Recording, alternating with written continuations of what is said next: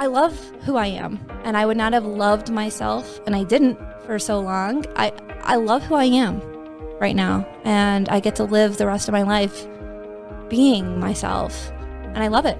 And I don't think I would have loved myself like this if things had just worked out. We are Gold Ivy, a health company dedicated to simplifying health and wellness. The industry is lacking the honest experience and grit required to overcome the struggle, and we're here to fill that gap. You decide what works for your daily life and how to transform our lessons into your gold. Join us on the fearless pursuit of self-discovery and growth. This is Ivy Unleashed, a Gold Ivy production.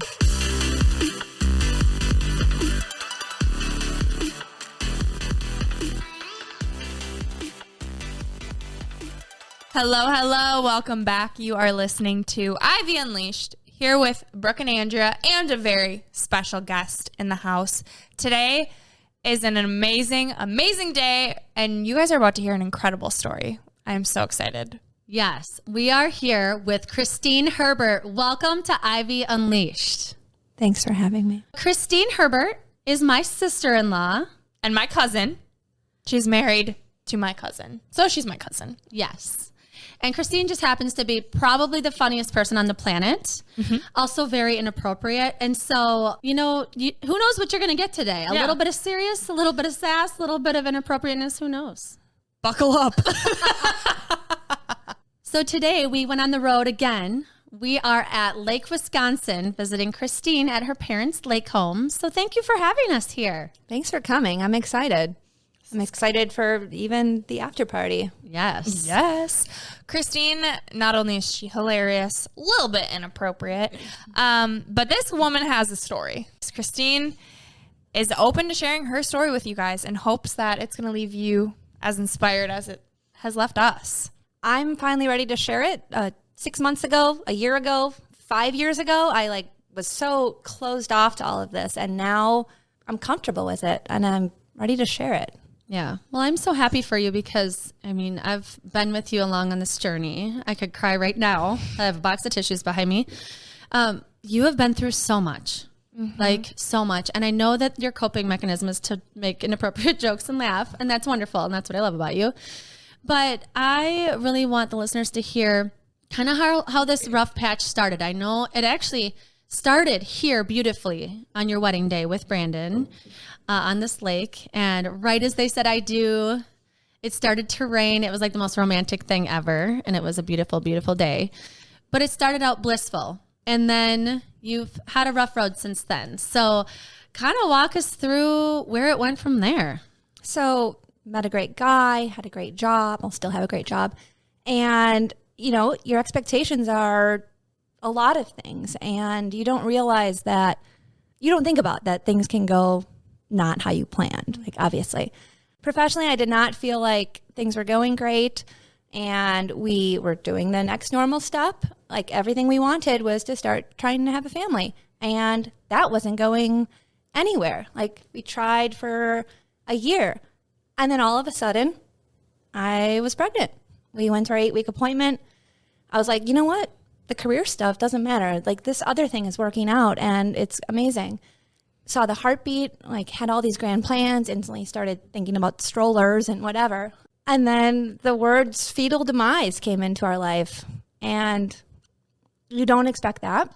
I was in the stairwell at work when I got that news, and we just took off and then had some surgery. And then we're like, okay, I guess this sucks. After the miscarriage, we planned our first backpacking trip to California.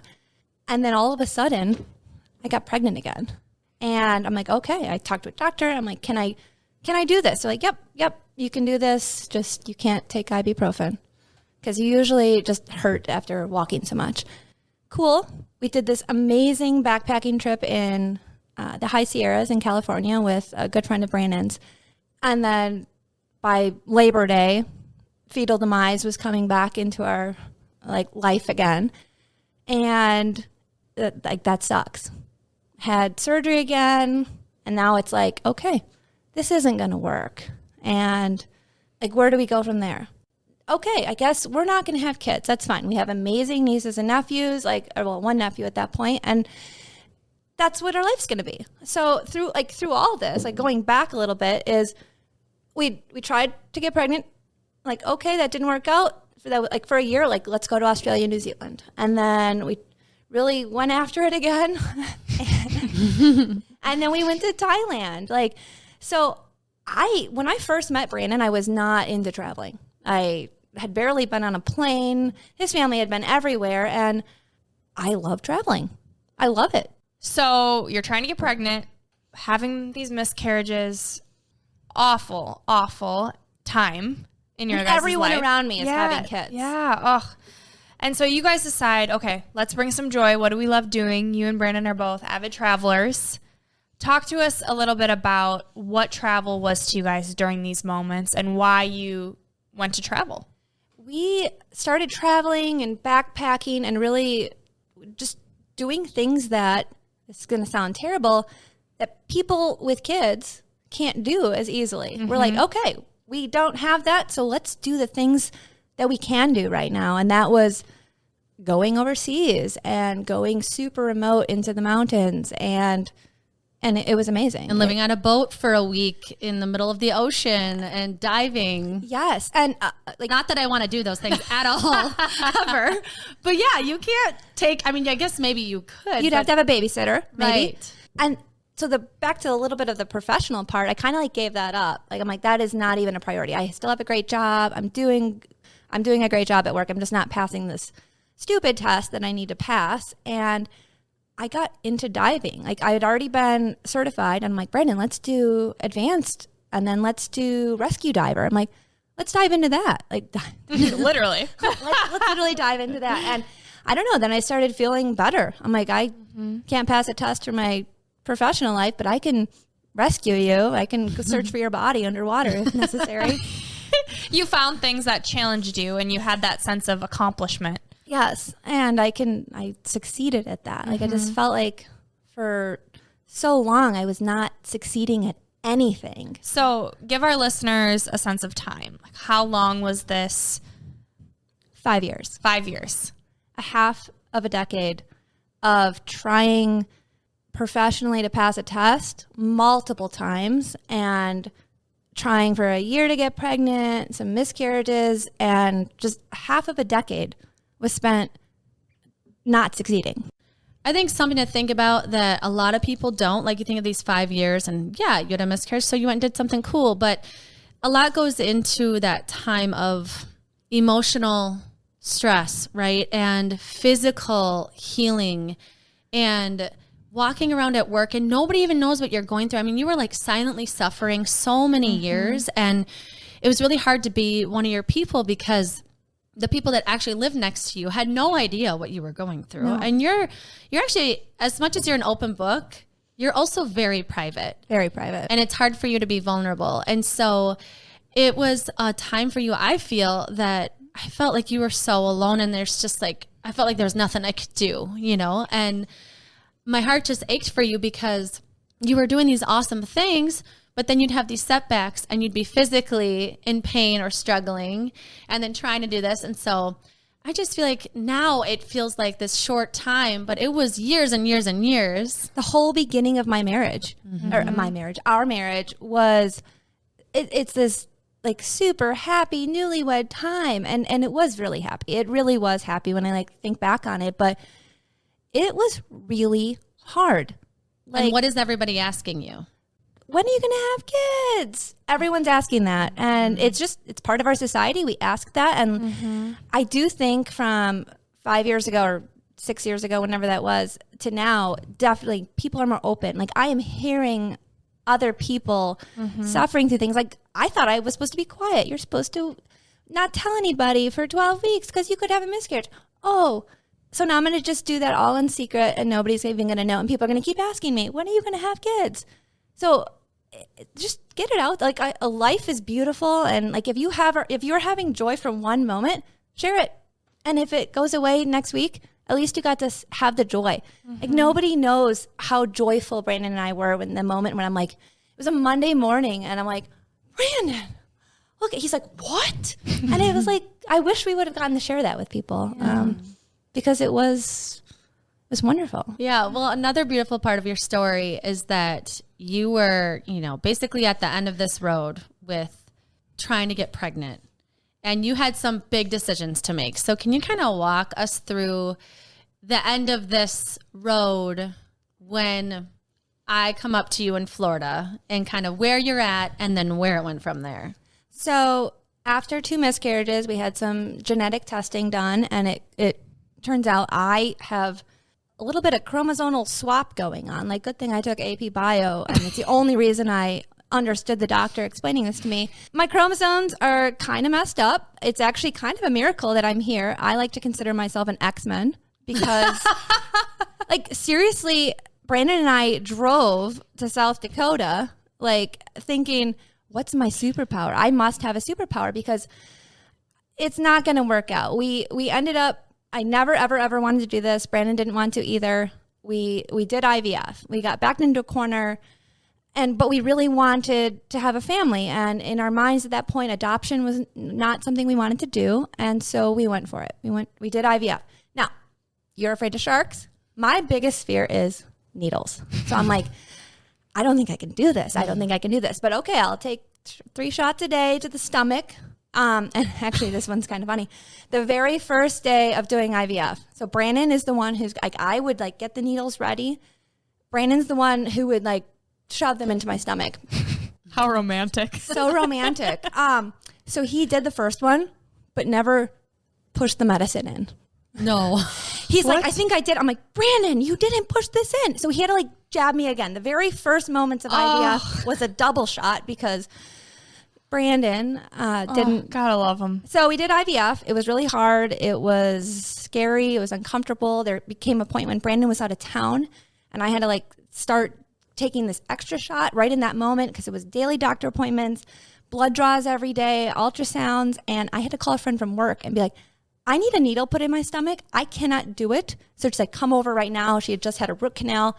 I go over to her house and she helps me out, jabs a needle in my stomach. I go back to work.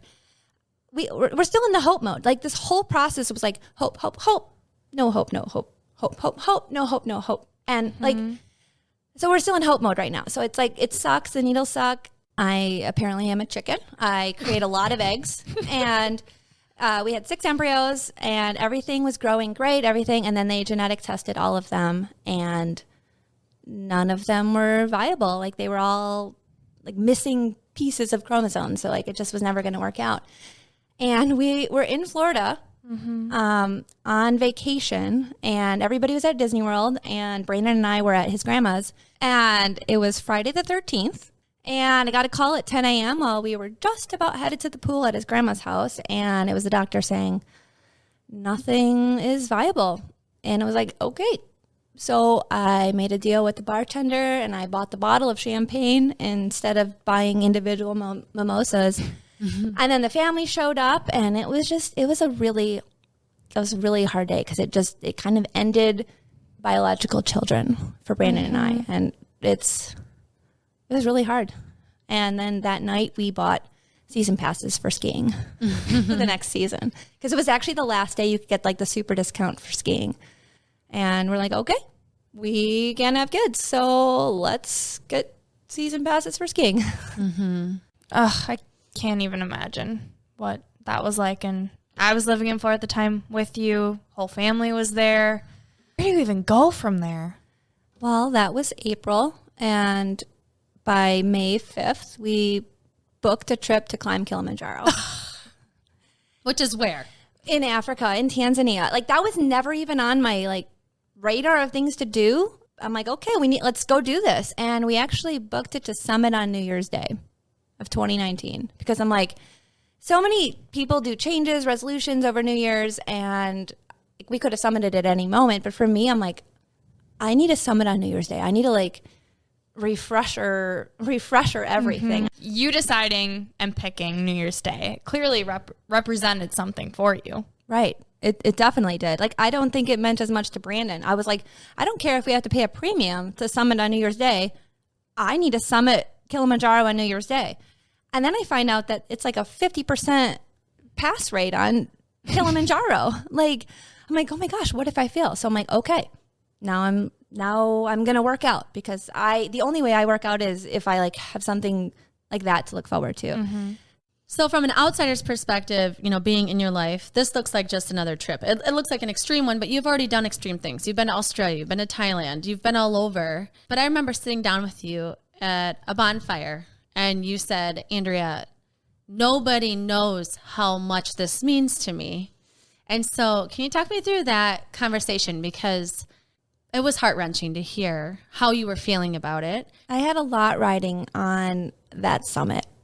I just felt like I was failing everything. Like the work thing, that wasn't even anything big at that point, but I was basically just told, you are not worthy of procreating. Like mushrooms procreate, like dandelions procreate. Like I felt, you are not worthy. There is something so wrong with you. You can't pass on anything. And just felt like I need to do something. And everything is good. I have a very good life. Everything is actually great, but I just felt that everything was wrong and I needed to personally do something, and it needed to be New Year's Day. And if that didn't, I became so nervous that I wasn't going to make it. Like I climbed things. I done backpacking. I've done a lot of things, but like for some reason in my mind, I'm like, I don't know if I'm going to make this. And I was nervous about who I would become if I also failed at that. I was like, I don't know. I'll probably end up in Tanzania jail because I will go off the wall. But clearly the reward was greater than the risk for you. You knew that it was worth it. What did you think was waiting on the other side for you if you did climb it and summit? I don't know. I just needed to do it. And Brandon always wanted to do it. And I'm like, I don't even know where Kilimanjaro is. And he's like super geography man. And we like went for it. And so that summer we did a 5-day backpacking trip in Wyoming. And that was actually like just to prepare for Kilimanjaro. And we took our dog, we went to Wyoming, and I called this place Magic Land. I actually don't even want to talk about it because I don't want anybody else to go there.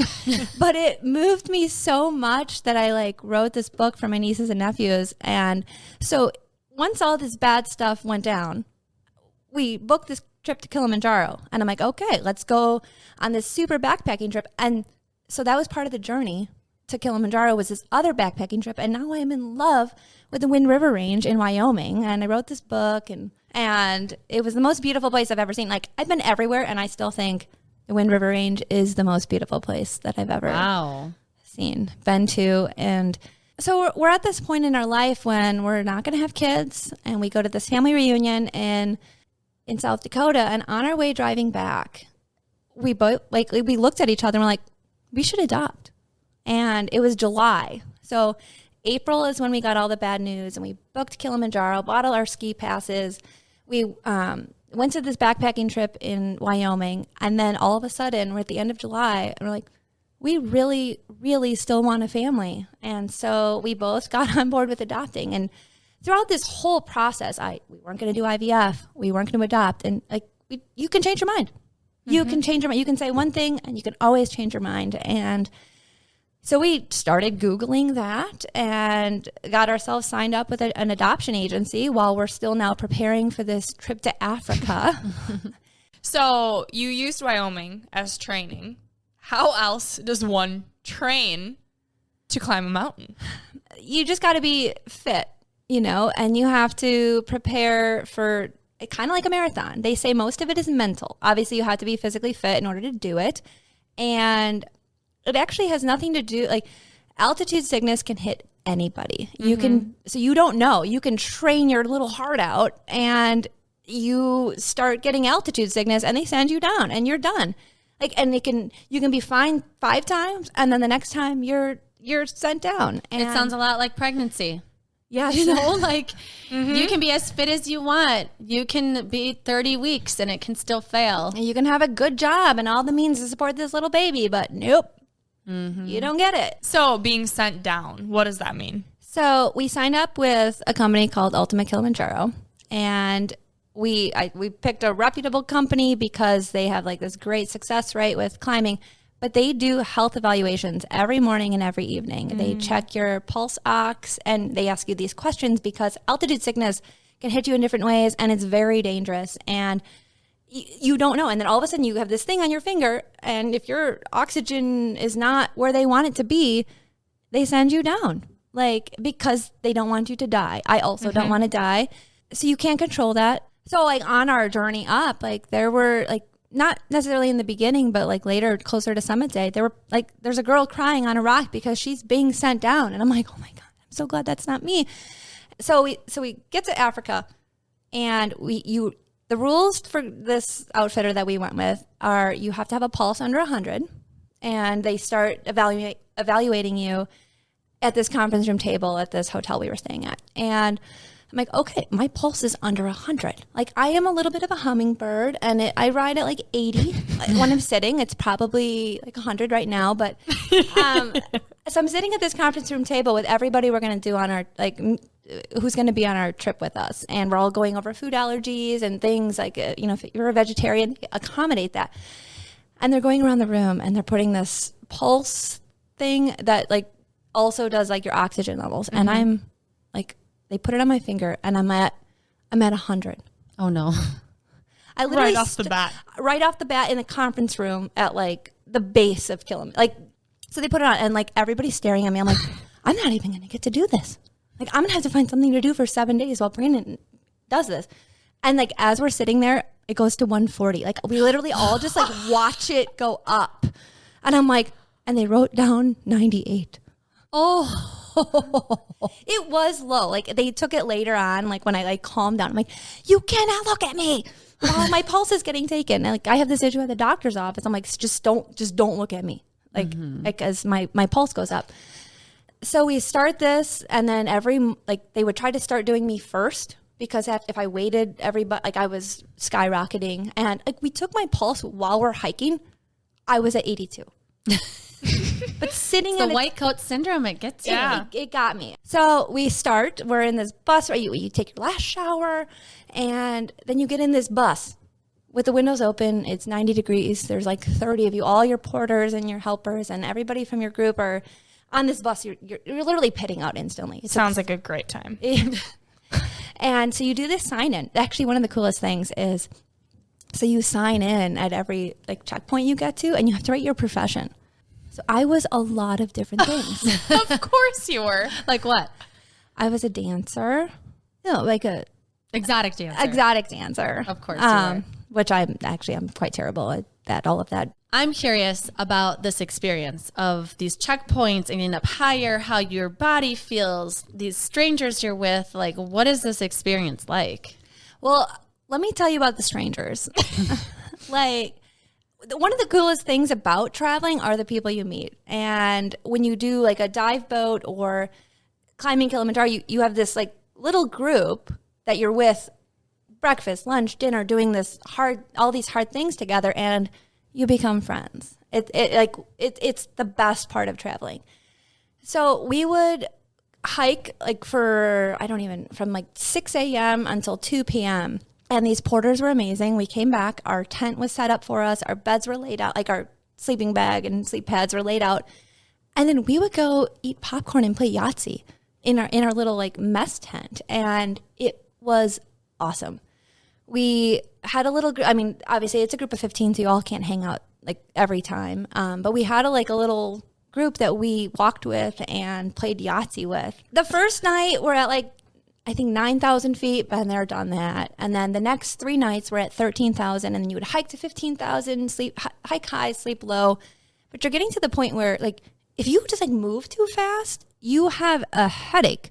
So it's like, okay, do everything slow. And for climbing Kilimanjaro, they say pole pole. I mean, slow, slow, and just keep going slow, and then sippy sippy, because you have to stay hydrated, but chugging water doesn't do you any good. So they just say, take slow, just sip constantly on your water, and it will help with altitude, dehydration, and just keep you ready to go.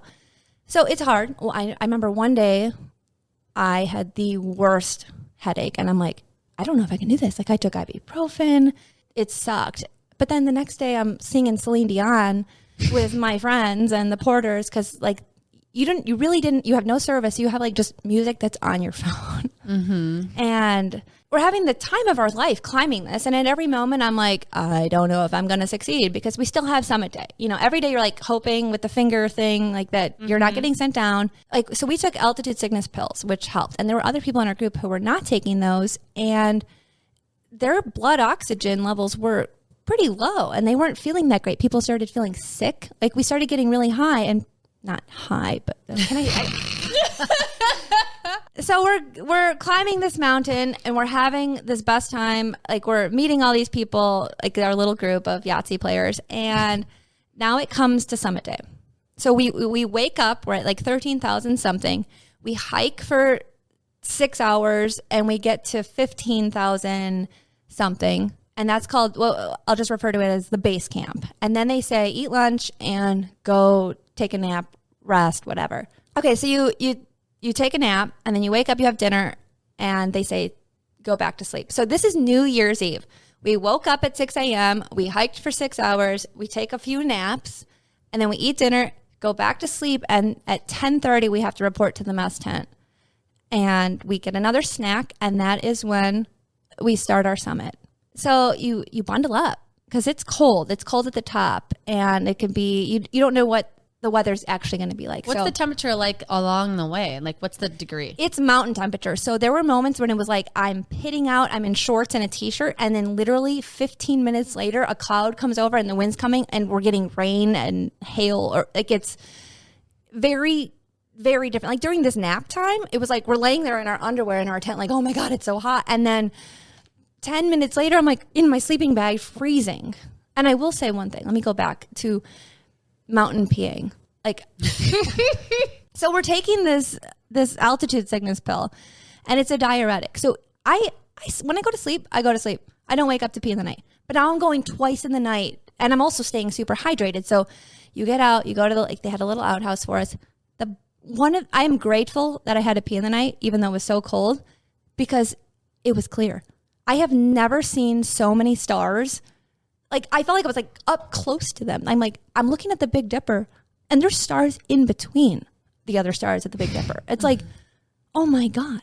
Like, I wish I could take a picture of it, but I can't because it's night and I'm freezing. I mean, speaking of bodily fluids, like you got to shit. What did that look like?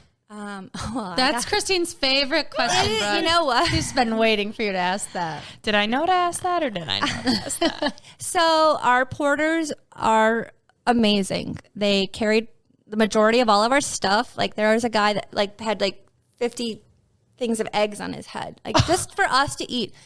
And there was also a porter who carried a toilet for us. Like it was amazing. Like so He nice. literally carried your shit. Well, they poured the shit out. Okay, thank God. But then carried the nasty toilet. And it had a covering, so it was like an outhouse, but a tent outhouse. So you would go in there, do your business, and everybody got a roll of toilet paper. That was yours that you had to carry with and like ration for your own. So like Brandon like couldn't wrap it around his hand and stuff. Like it's like save your one roll, man. You don't get any of mine. So yeah, we did our business in a porta potty, which was, I normally dig holes. And yeah, that's nice. So it was super nice. So we're taking a nap, then we wake up, have our dinner, and now it's 10:30 on New Year's Eve. Any other year, I would be here, probably 2 bottles of wine in, having a grand old time with my friends, putting on my snow pants, ready to just have a bonfire, right? Like literally right down over there. But there's no alcohol allowed on this whole journey, and we're bundling up. We got our headlamps on, but winter hats, everything, and our trekking poles. And I had my bag of Cheetos. Oh yeah. And backtracking on the bag of Cheetos, they say that you can lose your appetite at altitude. So bring something that you can never turn down. And for me, that is Cheetos. So I got 4 little baggies of Cheetos. So in my backpack, I'm ready to summit. I have my water bottle, which you have to like put in a sock so that it doesn't freeze because it's like 15 degrees while you're doing this. And I have 2 bags of Cheetos. Now, I wanted to have 4 bags of Cheetos, but while we were at O'Hare and I had all my stuff in a carry-on bag for this 3-week trip, my carry-on was above the weight. So they were like, no, you have to check this bag. And I'm like, no, you're going to lose my bag. Like, I need to climb a mountain and I need this stuff and I can't just buy it when I get over there. So I went to the bathroom and I put on all my clothes. And in the process of putting on all my clothes, 2 of my bags of Cheetos broke open on the bathroom at O'Hare. And I'm like, oh no. So I'm down 2 bags of Cheetos. So why didn't you just buy 2 more bags at where, Brooke? in O'Hare? No, because they were 99 cents. At O'Hare, they're like $7. All right, but you're like summiting a mountain and starving. It doesn't matter. Right. No, so I got 2 bags still. So we're fine. All my clothes, all my shirt. I have my swimsuit, my underwear, and my bras in my pocket. Like, I sent like basically nothing because I'm like, I don't trust. They're going to lose my bag. So, and then some lady asked, are you okay? I'm like, no, I'm dying of heat. So anyways, I have my Cheetos in my backpack and I'm summiting. And it's, now it's 11 and you're walking so slow and it's just switchbacks the whole way. And you can't even see it. Like, you literally can't see it because it's so pitch black. It's clear at this point. Like the stars, it's black, but there's stars everywhere. It's amazing. Now, one thing I would say is it was windy, very windy. So you're walking in one direction and it's like the wind is just going into your lungs. You turn around, it's like at your back. And so we're switchbacking back and forth. We're like in a little line, just like real slow. And then, it's New Year's Eve. Nobody's watching a clock. And then all of a sudden we hear cheering. And it's the porters and everybody who's down at our base camp. It's New Year's Eve. And we can hear this cheering from somewhere switchback land on the side of the last part of Kilimanjaro. And we turn around and down below in Moshi, we see fireworks going off. So we're like way above the fireworks. There's stars, there's some cheering down below and some fireworks that we are like way above. And we all just hugged each other. You just hugged who was next to you and it lasted 1 minute and you just kept going. Wow. So how do you know, like, do they say you're getting close or they say a few minutes? Like, do you know or you just keep going? No, we knew that most people summit after sunrise. So it was 10:30 at night when we started, and we were hoping to be at Stella Point by sunrise. And then from Stella Point, you have 40 more minutes after that. Oh my goodness. So yeah, you can't even, woo, my gosh, it's New Year's, because you're going to get a headache and then you're going to have to get sent down. So we hugged and it was amazing. And like in the moment, it was very, very miserable and cold. And you're just like, oh my gosh, like, can I keep hiking for 7 more hours right now? 7 more hours. So the beautifulness of the New Year's moment actually happens now when I think about it. Like the coolest New Year's I've ever done in my whole life. And it was not a party. But still the best New Year's I've ever had in my life. So we're going. We're still trekking. And you can start saying the sun's coming up. Okay, it's 2 a.m., 3 a.m., 4 a.m. And now I got to watch the sunrise on the first day of 2019 from above the clouds. Like the sun rising, like, and there's like cloud, you're like looking out through clouds and then like everything around you is like ice. So we're doing all of this hiking in pitch black. I thought literally it was a cliff over here. And then all of a sudden the sun comes out. I'm like, oh, I can't fall off this. Like, because I had no idea because it was just so dark. That's terrifying. And then back to the bathroom thing. So this whole time you still have to use the bathroom and all this stuff. And it's pitch black. It's freezing. You don't want to get a headache and you don't want to like overexert yourself. And our guides told us, ladies, the men just turn around and go.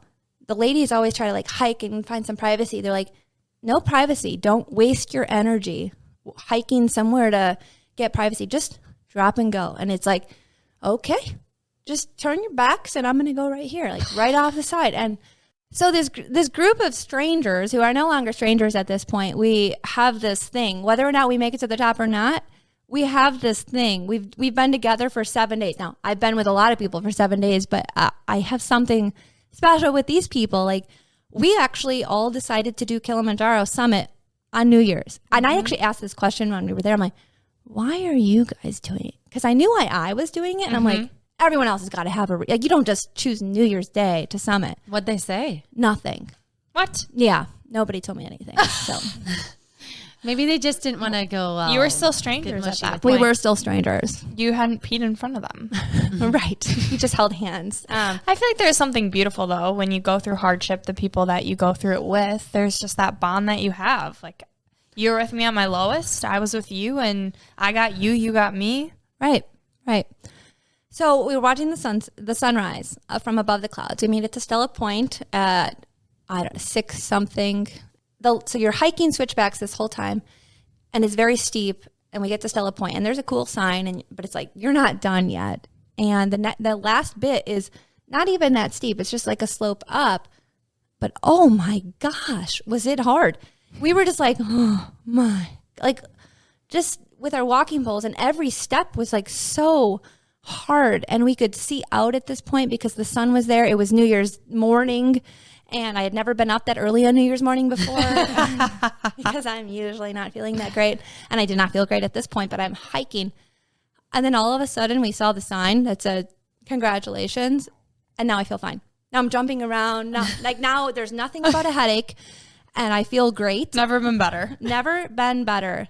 And, you take your picture next to the sign. I busted open my bag of Cheetos that I needed to have. And it was super fat and exploded from the pressure or non-pressure up there. And so I had my bag of Cheetos in my backpack. And then I had Brandon's grandpa's Tilly hat that was given to me from his grandma. And he had been to Africa before with that Tilly hat. And I was wearing a winter hat, so I couldn't wear it, but I wore it the whole rest of the time. I take it everywhere with me. And so I took a picture with my Cheetos, and I took a picture with this George's Tilly hat. And then we just kind of walked down. I'm like, oh my gosh, how was I so miserable 20 minutes ago? It was so hard. And now I'm doing jumping jacks and flips, and everyone's like, oh, cool, we summited Kilimanjaro, blah, blah, blah. And then you hike for 4 more hours back down and then you take a nap for 2 hours, and then you hike another 4 hours down to 9,000 feet. And so you still camp so you're still hiking the whole rest of the day, but it's nothing anymore because you did it. Summited Kilimanjaro. And it's amazing because I summited. It's cool. But really my whole story is about the journey to the top. Yeah. So it's amazing because we're only at the top for 20 minutes. We summited. It was cool. It was cloudy. You couldn't hardly see out. But we're next to this sign that says, you made it to the top. And we hike our way down. And when I think about it afterwards, what I loved the most about Kilimanjaro was not even summiting. I mean, I'm glad I did because I obviously put a lot of importance on that. But it was the journey. It was the Yahtzee, and it was the friends, and it was the pulse ox thing. And I think back, when I think back on Kilimanjaro and that whole experience, my thoughts don't actually go to the summit. It goes to Barranca Wall. It goes to the food. It goes to the porters. It goes to the little dance parties, my Celine Dioning. And so Kilimanjaro was this amazing summit, but the journey was actually the best part, which is just like life. There were times where it was so hard, climbing, and I'm like, I don't know if I'm going to make it. My heart rate's at 140, or I had this terrible headache. But when I actually think about what I loved the most from that whole climbing Kilimanjaro, it was actually the journey, not the summit. But I'm grateful that I succeeded at that. Yeah, I'm wondering in those moments when it was so difficult, right? It's looking back, you think about the good times, how much joy it brought you, but there were some really dark moments that you had to get through. I'm thinking of all of the listeners, myself included, how the hell did you have the mental grit and tenacity to get through that? So what did that look like? How did you keep yourself going? I didn't want to fail. There was I wasn't being sent down, because obviously if they sent me down, I was going to go down because I don't want to die. It's like running a marathon. At any point, it's hard. You want to quit. Your body wants to quit. Your knees hurt. Your legs hurt. You're out of breath. Your head is pounding. But I'm I'm not going to quit, because you wanted to complete it. There's no reason to run a marathon and get to the end. There's no reason to actually summit Kilimanjaro. It's just because you want it so bad. What's so interesting to think about is the reason that you succeeded was because you were focusing on the destination. That's what got you there. And then when you're done, that's not what you're focusing on at all. Or it's windy and it's dark and it's unpredictable and you're peeing in front of people and you think it's terrible in the moment. And then that's the beauty in all of it eventually. But if you didn't think about the destination, if you didn't have that goal or that something to look forward to or that accomplishment, like you might not have. I wouldn't have had the journey at all. Like with a lot of things, if you don't set out with some sort of goal, like even if you don't make it, even if I would have been turned down at, the night before summit and we had a pact, Brandon and I had a pact, like if one person gets turned away, the other will still go. Like it's, and I was hoping it wasn't me.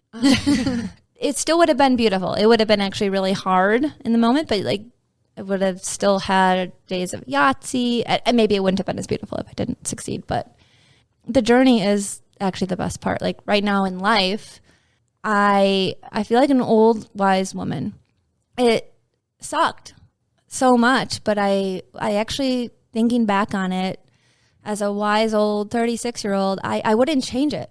It was really hard, but I wouldn't change it because if I changed it at all, I wouldn't have what I have now. Yeah. So we left off where you and Brandon had just started the adoption process, and then you go to Africa. And so now you're back. You did it. You summited. Now what? So we did our classes. We had physicals. I had a chest x-ray to make sure I didn't have TB because I went to Africa.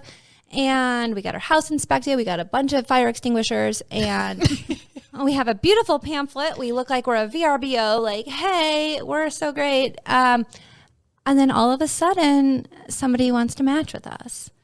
A young lady has like looked at our profile and she's like, you know what? I want to match with you. And we did. It was exciting. It was in August. So we went to Africa, obviously, in December, January. So by August, we had matched with somebody. And it was great. She was due in January. And then like September 20th, she changed her mind. So it was another loss. And Brandon was out west elk hunting, had no service. I got the call from our social worker, and he had no clue. He went to Colorado thinking we're getting a baby in January. And so by myself, I took this news of another loss. But it wasn't that bad. I didn't fall into a hole like I had done previously. I don't know. It was just like, okay, that sucks. Like I became so much stronger. Like so Kilimanjaro was important for a lot of things, but for some reason it made me stronger. I can just handle things better because 3 years prior I would have fallen into a pit hole of unhappiness, meanness, just crabbiness. But I just went to work the next day and I was fine. And then Brandon got home a week later and I let him know. And it was like, okay. So then we had another little partial match. And then we're like, you know what? We need a break. It's the emotional toll it was taking on us doing these visits with birth mothers. It was hard. And so we decided to take a break. But then we got an email. It was October sometime. And we got an email from our social worker saying, there is a family, and there was a baby girl born last week. They would like to meet you. And we're like, no, we are on a break from this. So we went into our hot tub and chatted, and we're like, fine, we'll just do this. Like, we have to do this. And so we scheduled a Halloween day visit, which actually kind of messed up my Halloween plans because I was going to wear a wig to work. And I'm like, I can't have wig hair at this meeting that's in the afternoon. So it blew my wig plans. So we met this family, and okay, we leave. They were going to interview 2 more families after us. Brandon goes on his deer hunting thing. And on my way home from work that day, I get a call from our social worker. They are canceling their meetings tomorrow and they are choosing you. I'm like, what? So I call Brandon. He ignores. Call him again. He ignores it. Call him again. He ignores it. I just like kept calling him, and then finally he answers. He's like, what do you want? I'm like, they're choosing us and we get to get a baby on Monday. And he's like, I'm standing over a deer. Like he had just like shot a deer. He's like, so what, like what, he's like, what do we do? Like, should I come home? I'm like, I don't know what to do. So I was like, just keep doing your hunting thing. Like I think I called you and Alicia and I'm like, what do I need? I think you were in shock. Yeah. I honestly think, and I also think that when you had the loss of the baby that you thought you were going to have with the first match, I feel like you were also in shock. I feel like you were almost like numb at that point. Definitely numb. That's a good word. You're saying it wasn't that bad, but I think that you were so, like you had so many walls up that you were assuming it wasn't going to work.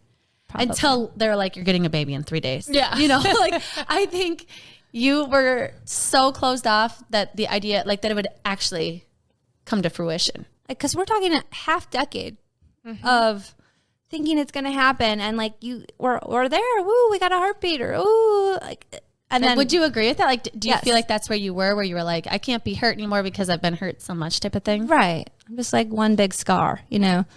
So we're getting our baby on Monday and we are going to a Celine Dion concert on Sunday. So as where most other mothers spend their last day of not having a kid, like in a hospital in pain, I was at a Celine Dion concert. You deserve that after all you've been through.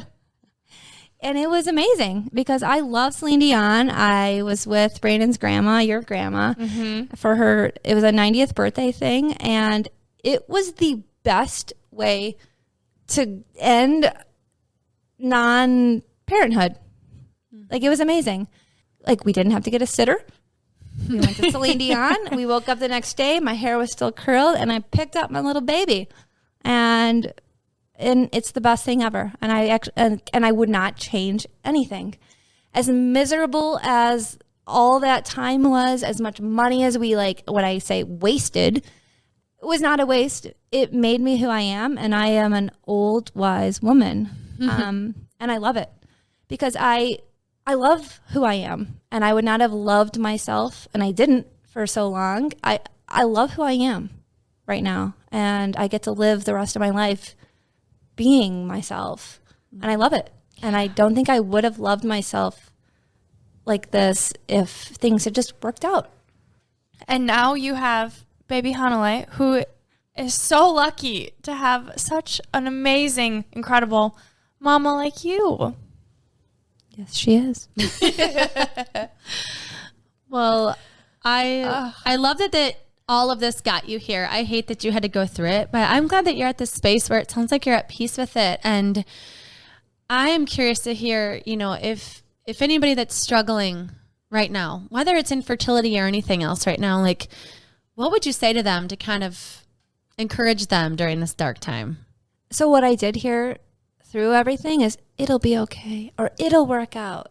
But actually it doesn't. And it's not actually always okay. And to think that is actually harder. So I don't even know what I would say to somebody. But like when it's really bad, you are growing. And it can get better. It might not get better. So through you going through all of this, you taught me a lot. Because I had a miscarriage. And all I needed was, I didn't need flowers. And I didn't need anybody to tell me things were going to be okay. Because they weren't. But you sent me a card that said, this sucks. And you sent me a box of tissues, which I really needed. And some chocolate, because you know I love it. It was so perfect because it clearly came from someone that's been through something and that knows. I don't need you to tell me I should be grateful. I don't need you to even really say sorry. I just needed to be able to just cry and eat some chocolate.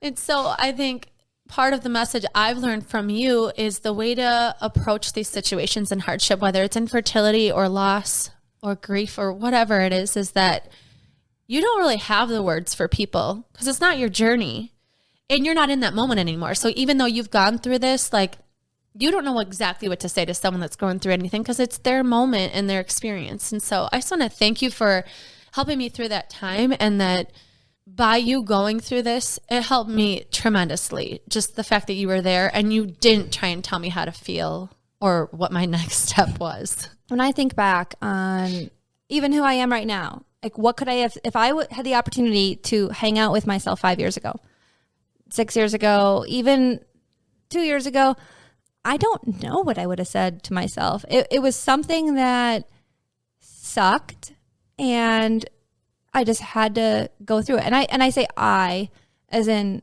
I feel like so much, I had a lot more issues than what Brandon was going through. It's definitely a coupleship when you're dealing with infertility, but like I specifically was told, you are not worthy because you are an X-Men, which is also super cool because I'm excited about that. But I don't know that I would have even said anything to myself, like as myself, because I don't think that anything would have worked. It was just something, I had to be crappy. I had to be mean. I had to be jealous to be who I am right now. And it's terrible because I spent the beginning of my marriage like fighting with my husband just because things were hard. And I say I, but it's all a we thing. And one thing I do know about my marriage is we went through something terrible, and you know, it got hard, but we made it through. And I know that we're good to go. I wouldn't actually change a thing. And I wouldn't say anything to myself because like we just said, there's like nothing you can say. There's no words, even from myself to my old self. There's nothing that I would have even listened to in those moments, because it's life and you just have to keep doing it. So how would you explain your life now? What does it look like now compared to how it was 5 years ago? I'm a mom. I love my job. I'm doing what I want to do at work. I get to take a little gal to show her the world and everything that I love and Brandon loves. We go to Colorado, we go camping. It's great. And here's what's funny is I like to categorize my life. I have a work life, I have a marriage life, I have a friend life, or you know, all these categories. It's like saying, oh no, I can't eat my vegetables because my vegetable stomach is full, but I do need dessert still. When one thing goes wrong, like I'm a woman. When my home life, when I'm struggling at work too.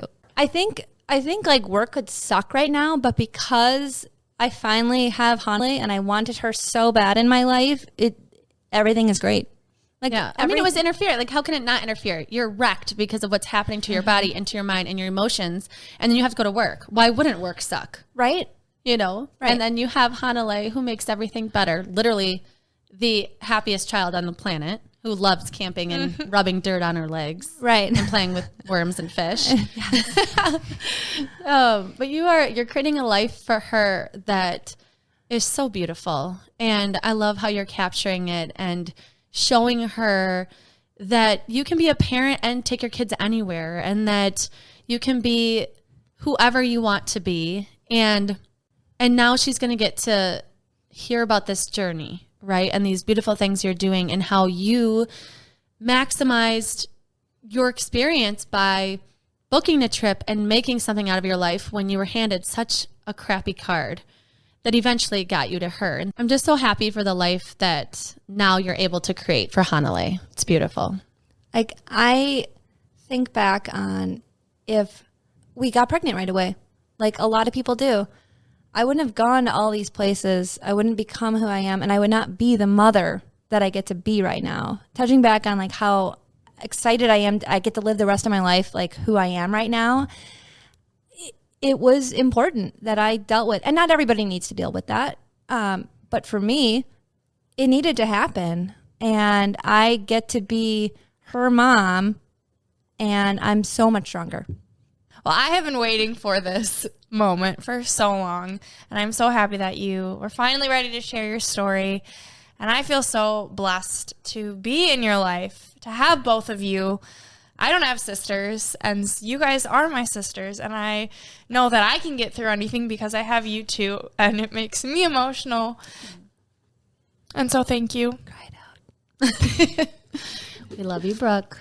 Yes, thank you for sharing your story. A lot of people, this is like just way too hard to go back into and to reflect on it and think about it and put yourself back there. And so I know you're not into being all vulnerable and stuff, so I really appreciate you sharing your story with our listeners. Thanks for having me.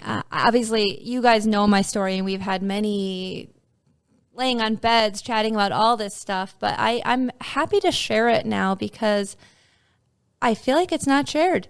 And I think a big portion of my hardship was having to do everything so privately, or feeling like I was supposed to be private with it. And you don't have to. Like, people are here for you. They listen, and other people are going through this too. And will listen. Not that there's anything you can really say, but you should not hold it in. And you're not alone. You get your story out there, and there are other people. And just knowing somebody else maybe understands like 1% of what you're going through actually helps. It really, it helps, even though there's nothing to say. And it's nice to not feel alone. Mm-hmm. It really, that's really all that helps, is like, you're not alone. Yeah, I think it takes being vulnerable to do that, and it's scary, but it's worth it. It is worth it. All right. Well, it's time for our 3 gold stars. 1, always plan an adventure to look forward to. 2, find gratitude by knowing it could be worse. 3, and this one's hard to do in the moment, remind yourself that when it is hard and uncomfortable, you're actually growing as a person, which you might not actually realize until after the fact. But if you can try to think of that in the moment, then it maybe could be helpful. Next up, Unleashing Ivy. These are rapid fire questions. Are you ready? No. Are you ready? Oh, you're going to have to be. Okay. Number 1, Kristine. When you're really struggling with doubt or negative thoughts, what's one thing that steers you in a positive direction? Is this how I used to or how I do it now? Both. Okay. How I used to was, I literally am grateful for my health. Through all of this bad stuff, or when work was sucking and all of this other stuff, I'm, knock on wood, I'm healthy, and I'm grateful for that. And what really got Brandon and I through some of these really hard times was, we just can't have a kid, or I can't pass a test, but we're healthy, and everything else is really great. We're really, really grateful for our health and our ability to be healthy enough to go do these hobbies that make us happy in the hard times. All right, next question. Kristine, what are you most excited about in this next chapter of your life? Like the Hanalei chapter? Showing her the world. We love her. We love the world. The world has so much to offer. Nature, other countries, food, even though that's not my big thing. But I like to venture out, just doing everything. And last question. What's one thing you wish you would have known sooner? Nothing. Why? Like, because I don't think anything would have helped. It just... You think you learned exactly what you needed to learn at the exact time you did it? I did. And that's why I'm an old, wise owl. A 36-year-old. I feel very wise. And like, old people, gotta love them, right? I'm getting to be one of them. I'm grateful that I'm getting to be one of them. But you learn so much. The more time you're here and the more things that suck, the wiser you get. Amen. Kristine, I love you. I'm so happy you were here today. Ditto. Thanks for having me. And you know how we finish every episode is with a piece of gold. Would you like to share one with our listeners? I would. This quote is from John Muir, and he's actually my birthday twin, a couple of years ahead of me. But climb the mountains and get their good tidings. Nature's peace will flow into you as sunshine flows into trees.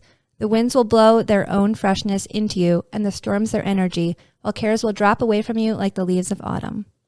This is Gold Ivy signing off. Listen to your truth and go chase your gold.